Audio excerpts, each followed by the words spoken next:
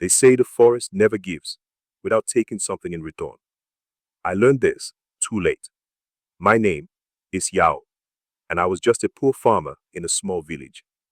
Life was simple but hard. I worked the land from dawn to dusk, yet my family often went to bed hungry. One day, while searching for firewood near the edge of the forbidden forest, I stumbled upon something that would change everything. It was a golden gourd, half buried in the dirt.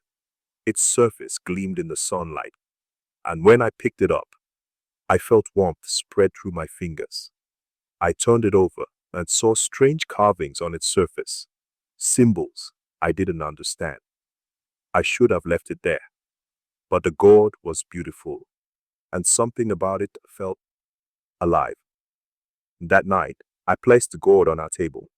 My wife, Amma, looked at me with concern. "Where did you find this?" she asked. "Near the forest," I said. "It's harmless." Amma's face darkened. "The elders say the forest's gifts come with a price. You should return it." I laughed. "It's just a gourd. What harm can it do?" That night, I dreamed of gold, rivers of it, flowing endlessly. When I woke, the gourd was glowing faintly. Curious, I shook it, and to my astonishment, a single gold coin fell out. My heart raced. I shook it again, and another coin appeared. By the time the sun rose, I had a small pile of gold on the table. Amma's eyes widened when she saw it. "Yao, this isn't right. Gold doesn't come from nowhere. We should take it to the elders." But I wasn't listening. My mind was already racing with possibilities. No more hunger, no more struggling. We could have everything we ever wanted. Over the next few days, I used the gold to buy new clothes, better tools, and enough food to fill our home. The villagers whispered about my sudden fortune, but I didn't care. Each night, the gourd gave me more gold, and each night, I dreamed of rivers turning into oceans of wealth.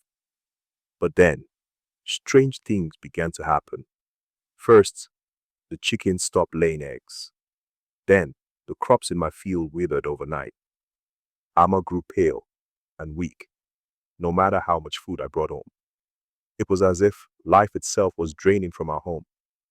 "The gourd is cursed," Amma said one night, clutching her chest. "Please, Yao, get rid of it." I refused. "This gourd is our blessing. It's not cursed. You're just imagining things." But deep down, I felt the unease creeping in. I ignored it, shaking the gourd harder each night, demanding more gold. The dreams became darker. The rivers of gold turned black, and shadowy figures whispered in a language I couldn't understand. One night, I woke to the sound of whispering. The gourd was glowing brighter than ever, but the light was cold and unnatural. I reached for it, and the carvings on its surface began to move, twisting and writhing like living things. The whispers grew louder, filling my ears with promises of endless wealth. And then, I heard Amma scream. I ran to her side, but she was already fading, her body as pale as ash. "It's the gourd," she gasped. "It's feeding on us." In that moment, I knew she was right.